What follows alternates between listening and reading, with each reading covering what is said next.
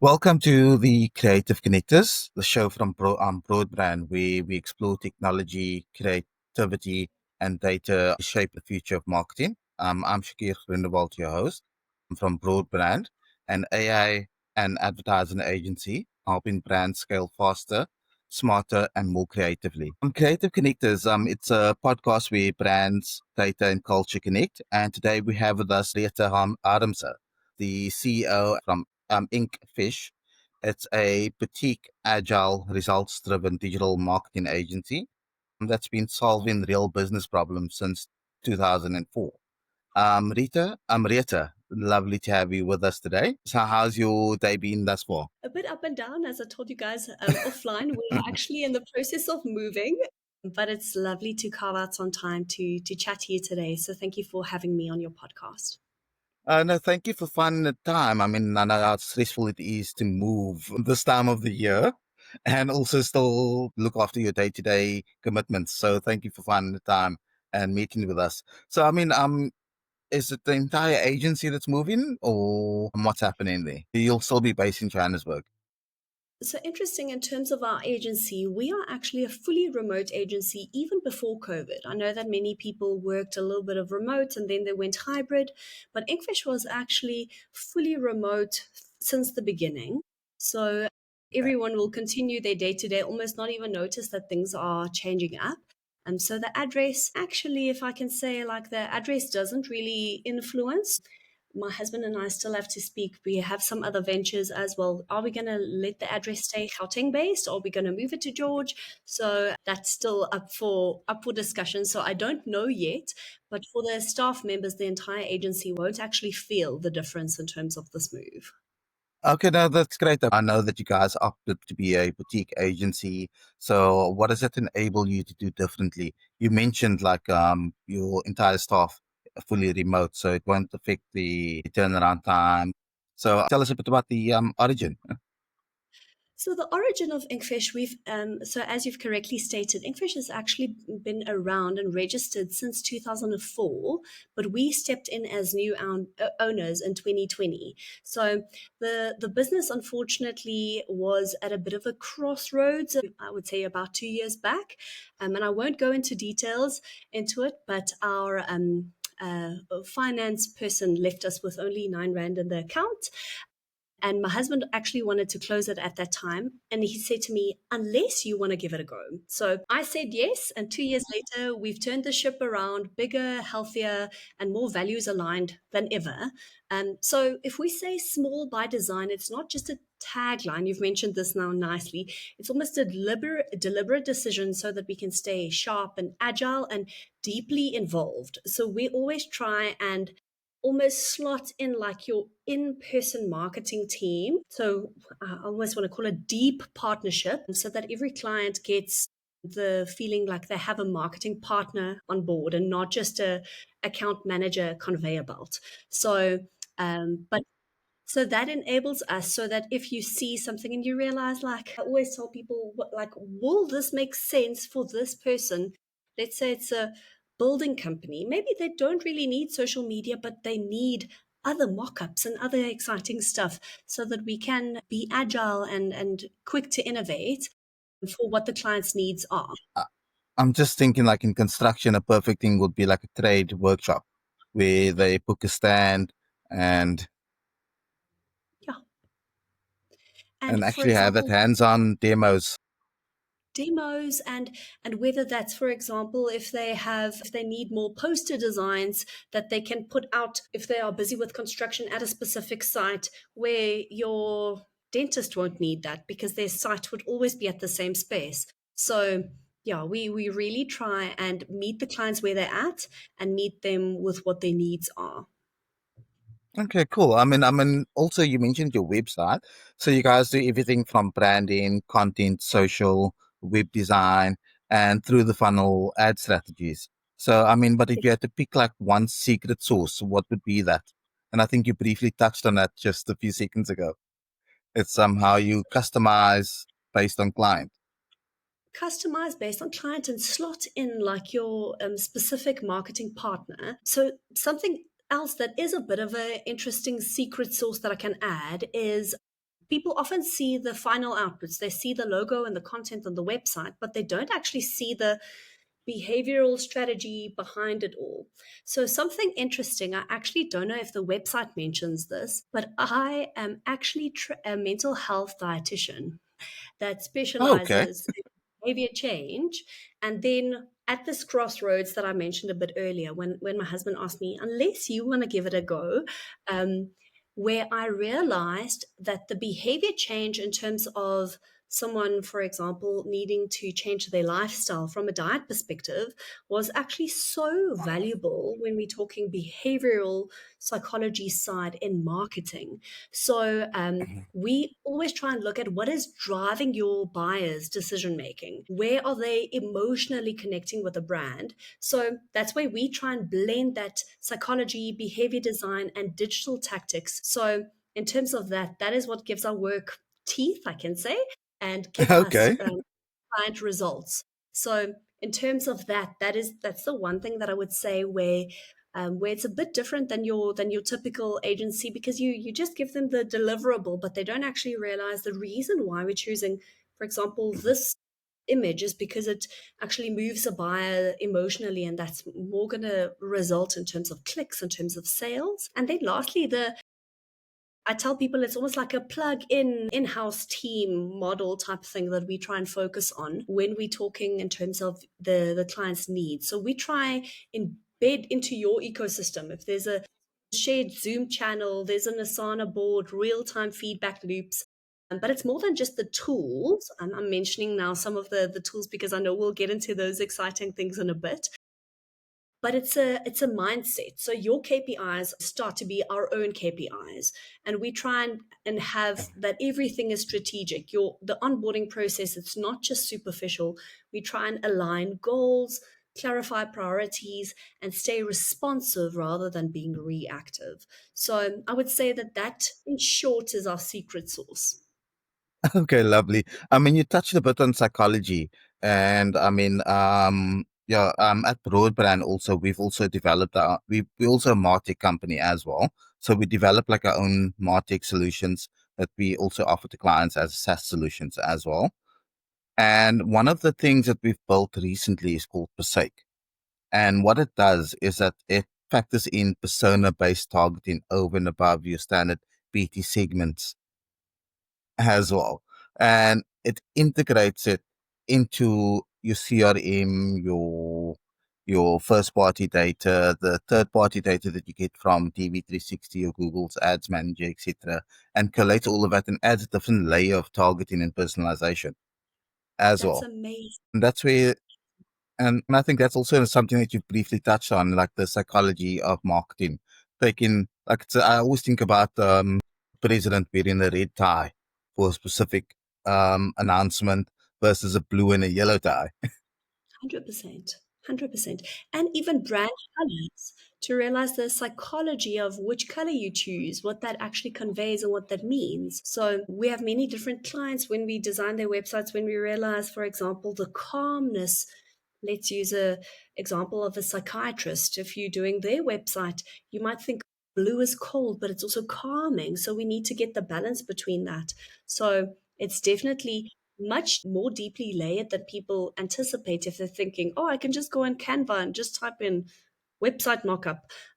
So we try and like align and bring all those elements together. No, that's 100%. And I mean, what's interesting is that you mentioned like the AI in marketing, briefly. How does that affect your personalization, attention to fragmentation, etc.? How does Inkfish adapt to offer a response that fits the client's needs?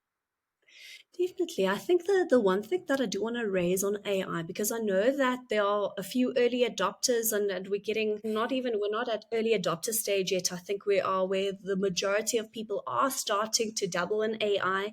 And there are a big amount of people who then reason, why do we need to pay you full price if you're using AI? Or saying that we can replace you with AI. So shout out to my designers who I always tell them, Remember that you cannot, AI regurgitates information, they don't create. So the innovation is still something that needs to live with us, and the original thinking, we can use it to sharpen or test. So the way that I almost explain our approach with AI is that it's the co pilot, not the driver.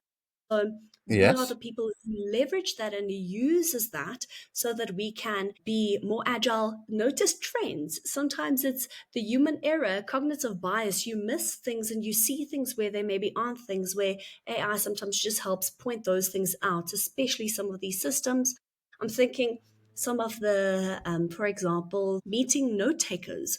Like those things are amazing because then you have the entire transcript. So to the people who are maybe a bit worried about the influence of AI, the aspect that I just say is everyone was afraid of electricity, of the telephone, of email, of this and of that, and now we use it every single day. We can almost just stand on the shoulders of AI and do more. So, in terms of that, we try and use it to think about variations. You mentioned personalization in terms of maybe workflows and email funnels, drafting copy and variations and hooks. But again, why I'm saying shout out to my designers, it's only as good as your prompt is. So if you don't really know what you want, so that's why there's this massive focus on prompt engineering, making sure that you have such a robust and all-rounded prompt that what you actually get is not just you get a something quick, please write me caption and hashtags. It has to be a lot deeper than that. So to the people who like, why do we need to pay you full price? It's just something that simplifies it. I can type out every single thing if I want to, but if I have copy and paste, like it just simplifies life and then I can actually do more. You guys navigate it. I was just saying, like many times I would do like a prompt on Chat GPT or Gemini, etc. And then I would need to spend a few times rereading it and then rewriting it. And then, so, I mean, also take some time just to make it sound and help you land the message that you want to land. 100%. And where you sometimes have to also understand that the way that someone reads this, because that's the other thing, we realize. I saw this interesting reel just a bit where they were saying AI is a bit of a buzzword, but if we're still going to jump on the AI bandwagon in a few months' time, people can actually see through that. So we also need to think about the aspects of connection. So, and that's the secret sauce, backing back to that, where you can get an entire platform that does everything for you. But sometimes when you're just having a struggle and you just want to speak with Susan over the phone, then it's so helpful to know that you're dealing with a real person. So, yeah, so in terms of that, I definitely do think that that is something that does make a difference. Your prompts need to be very robust, um, and it's something that can just make things easier. But the aspect of knowing that you're speaking to a human on the other side sometimes just helps a lot. No, 100%. I mean, our whole positioning at Broadbrand is that it's human craftsmanship amplified by AI. Because there needs to be that human element to help you align what you get in the output with the audience that you're looking to reach and help them convert as well. And there's also that verification because then it's also about, are you on code or are you on CI? Are you on brand code?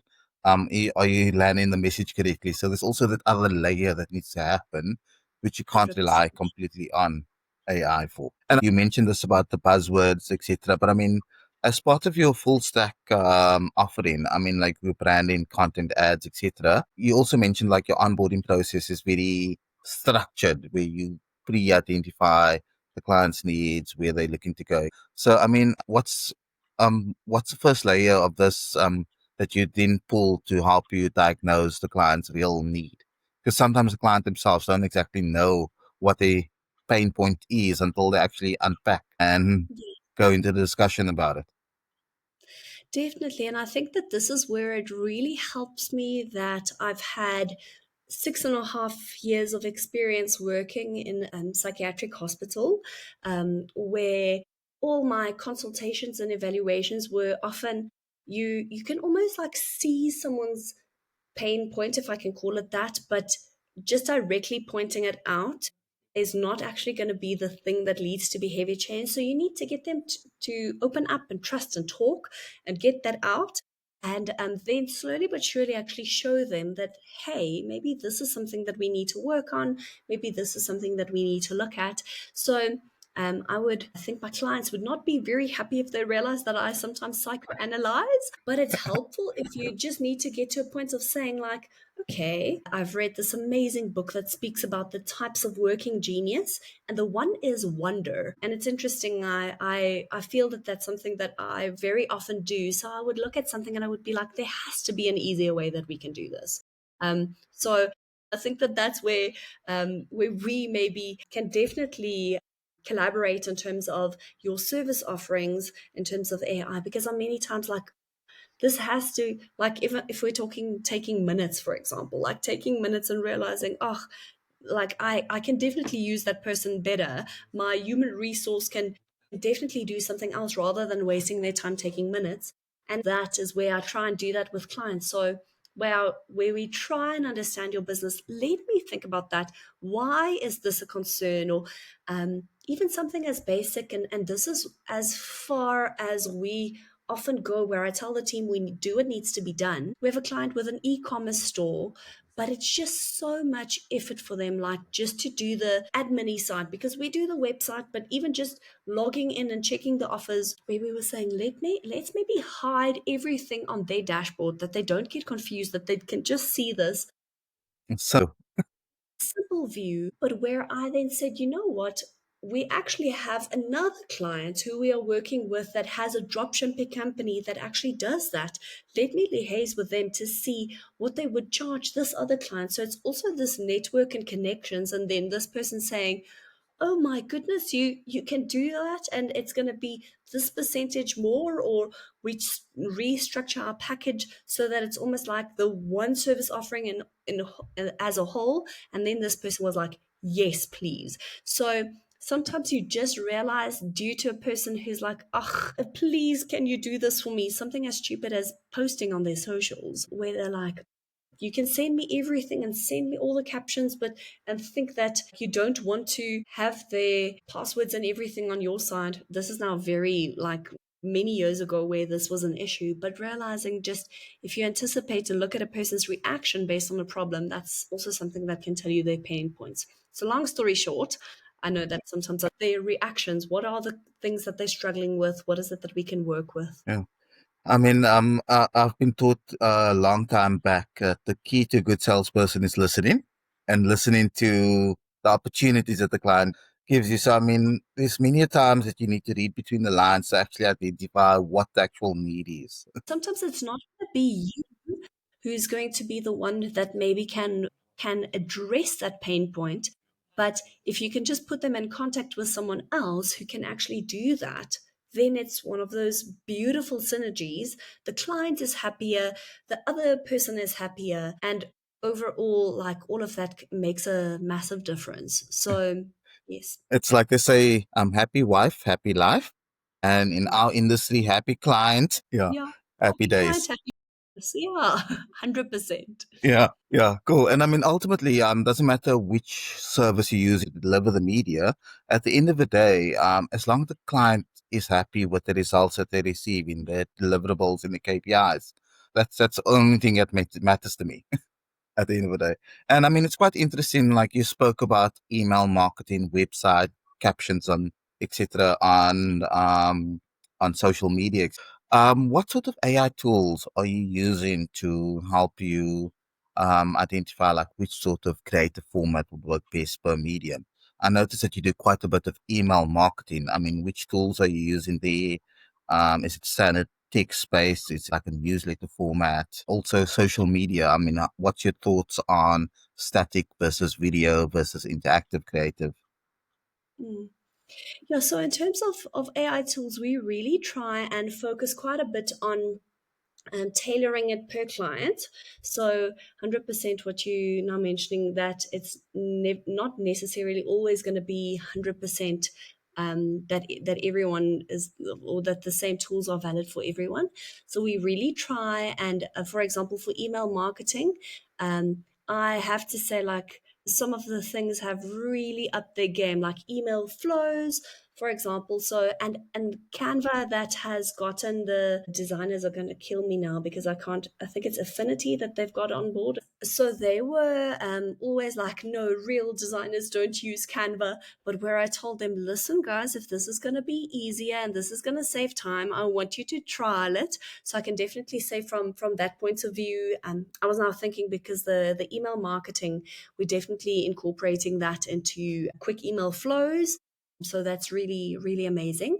Your typical Gemini, ChatGPT, and Grok in terms of sometimes ideation. We also use things like, for example, Leonardo AI for your, what do you call it? Leonardo AI for image generation. So definitely quite a few different tools in that sense. So definitely an interesting mix. I feel that there's so many that I'm missing now, but I feel like it's Yeah, like always, Nano Banana. yeah, Nano Banana, like that's a lovely one. So in terms of social media, for example, use your metric calls. That's nice for analytics and planning and reporting. So that is something else that really makes a difference. Chat, we've incorporated that. I think off air in our previous meeting, we spoke about Zapier. So that's also a lovely one that we do. Yeah. I mean, there's multiple tools. It's just about finding Mhm. the right one for the right solution at the end of the day. And I mean, you also briefly mentioned like many different formats, templates, etc., and flows. I mean, content fatigue, is that real? Definitely. Hmm?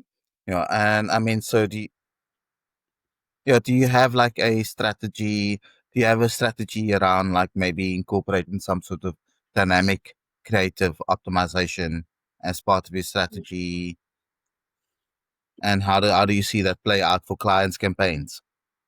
Yeah. So I always tell the team, data tell us what people want, but creative tells us how to stay in how we say that, and how do we stay in a place where it lands. You spoke about this a bit earlier. So we want to try and be useful and be human and be fast. And that's the small by design and being agile, so that if we can see this reel is getting a lot of reaction, that we almost analyze, what's the EOV again? Effect on the viewer. So to realize like those ones, like what is it that we are seeing, why this is performing well.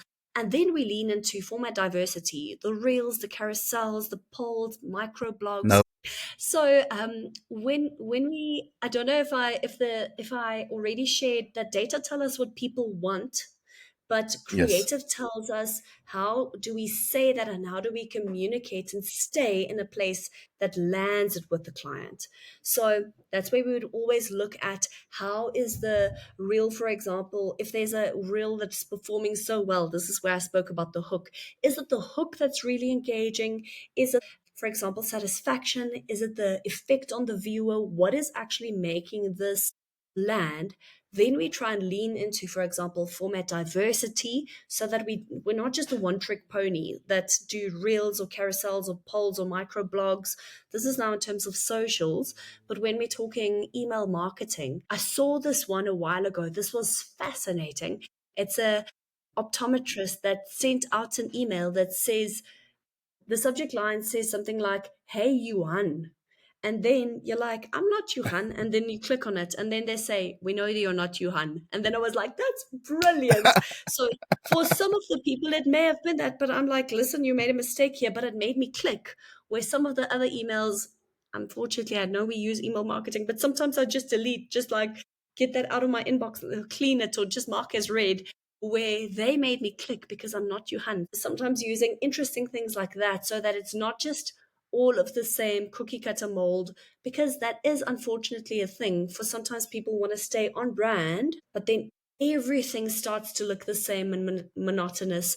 Especially, for example, if you do content batching days when you take a lot of photos, but then you get here to the end where you're recycling and reusing photos, and then people just think, oh, I've seen that before. So that's something that makes it really hard. So we try and aim for relevance through behavior driven messaging, so that we, and you've clicked this quite a bit. This is something that people resonate with. And then also sometimes realizing those vanity metrics are sometimes not enough to tell us whether this is why we try and align with the client KPIs. Okay, you went viral this month. Did you get more sales? Or did people just say, that's cute? I know that many times photographers complain about this. Other photographers like them so that they can use some of their ideas. So the messaging has to be a little bit different. Like, why do you want to go viral? Do you just want to go viral because that's what everyone is saying and that's good and it's like to see 2 million views? Versus if it is, am I getting more sales? What does that look like in terms of, that's why we try and slot in so that we don't just fall for those vanity metrics. I mean, it depends on the client's KPIs. You're 100% correct about that. But I mean, I also think about the long and short of it. I'm sure you're familiar Yes. with that. Like, so I mean, would that not contribute to the long-term branding? So that does definitely the direct versus indirect marketing and being established as a leader in the field, sparking curiosity. Also talking about, are you like target audience wise? For example, Mm. the long and the viral and the quick views are definitely going to get, for example, maybe more your Gen Zs and your millennials. But if you want to like access your Gen X or boomers, it might be a little bit of a different approach. So there's definitely space for both, where I often just find it very helpful to tell clients that we are not just aiming for example, if we posting funny cat videos and get millions of views from that, but that actually doesn't tell us anything about your company. Mm. So that's something that we try and steer the middle path for. Mm. Something might work for one industry and one niche, but maybe not for another. So, but it is a Yeah. very good point that you're raising.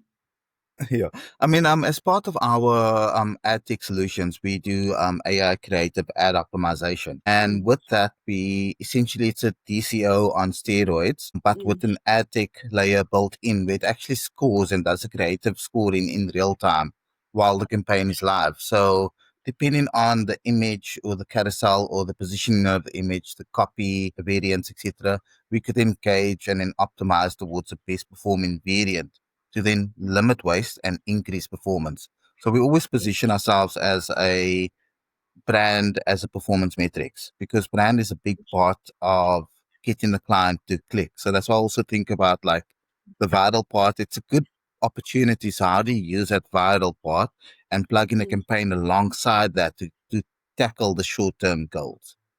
Lovely. And the thing that I raise, especially with that, is that's where it's quite helpful if you have someone that has, for example, something has gone viral, but a person gets a profile visit and there's nothing else that actually aligns. And that's that perfect saying that they say your preparation needs to be done when opportunity comes knocking.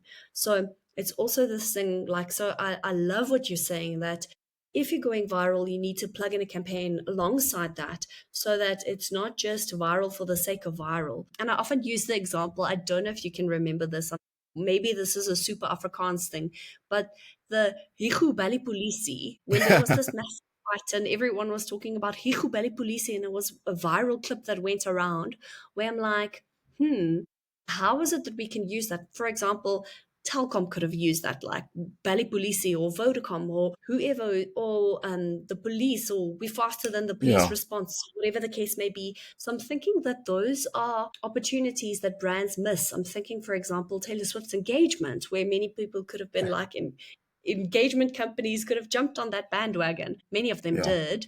But it's also about how you do this in terms of cultural relevance. So, but yes, definitely you Yeah. can use I viral think in I a think the perfect example there is Nando's. Like they are like the definitely yeah. amazing. Definitely. And I think that that's one of those things where if you have a company like that that you can almost emulate without copying. There's a beautiful book I know that many art students read it, it talks about like steal like an artist. So if you can almost like Yeah. emulate people who you admire, but Nando's, I agree with you, such a great example. Yeah, I mean they've got a great team, and it's on the ball there as well. Yeah, but I mean, I'm like, we've answered quite a bit of the questions that we prepared in just Mhm. our conversation, which I think was amazing. And I mean, we also covered a lot more than expected. But I mean, in wrapping up, I mean, I'd like to ask, like, what is one of the bold predictions that you have within the state of marketing over the next 5 years, considering predictive AI, language-based AI?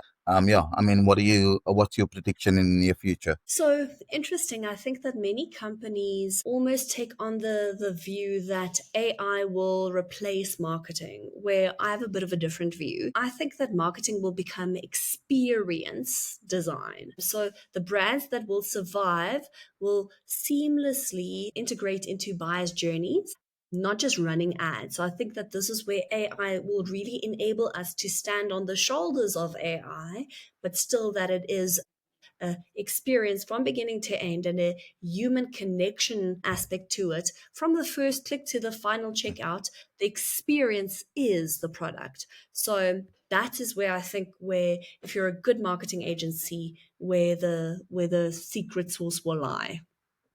100%. 100%. I mean, it's also interesting, like you mentioned, you have a commerce client as well. And I Mm, mean, I'm sure you're using TikTok Shop, using quite a bit of meta commerce tools, there's Shopify, there's so many opportunities there. I mean, what do you think of WhatsApp commerce? Is there space for it? Do you think the South African market's ready for it? I mean, considering the cybersecurity.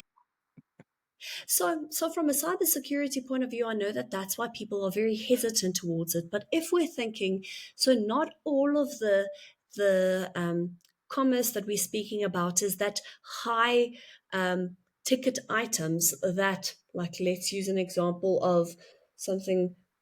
Yes, so it's not necessarily a smart TV, but I'm thinking, for example, if you thinking, for example, street vendors, if I'm thinking like the massive adoption that we've seen with, for example, your food delivery. I was thinking about this a while ago when someone said Scooter's Pizzas in South Africa again. Then I'm like, shame, Scooter's Pizza were one of the first people who actually delivered your pizza to your door, but now they're competing with your Uber, with your Mr. Delivery, with your Dash, with your Zulzi, with Checker 6060.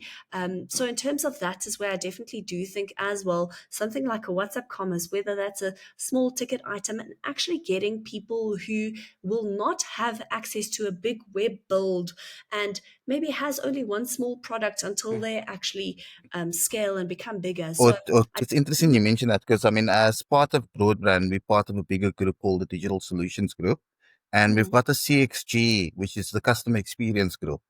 That we yes, manage call centers, QSR call centers, financial call centers, and we build quite a bit of CRM integration, and of course chatbot functionality, community management. And as yes, part of that, we've also got like a WhatsApp community manager as well, where it's completely there's like three different models where you could essentially have a scripted or prompted response to the chat functionality, or you could have a hybrid where it's a AI driven chat functionality and you have an option to pull in a real person. And then there's yeah, fully automated one where you could then, the AI learns and predicts how to then interact with the person. And if there is mm, really an issue, then only it passes it on to the real person. So, I mean, it yeah, also speaks to like your solutions. And with that, there's also a plugin where you could have a WhatsApp commerce functionality. Because, I mean, you're mm, sitting on hundreds of thousands of contact numbers on your database, on your yeah. CRM. How do you utilize that and plug it in within your email marketing strategy? Also, how do you nurture those clients? Because I do Yeah. think that many times people overthink, like um, what are the elements that actually will make people. Sometimes it is just a quick check in, like, because I know as a mom, sometimes you think of something and you so those abandoned cart emails that you sometimes get. Hey, you put this in your cart. Um, were you still thinking about it? Then I'm like, oh yes, I've never ordered that. Yes, please. And that's the Yeah. same thing when you realize like that many of these tools can actually help achieve that. So that's amazing.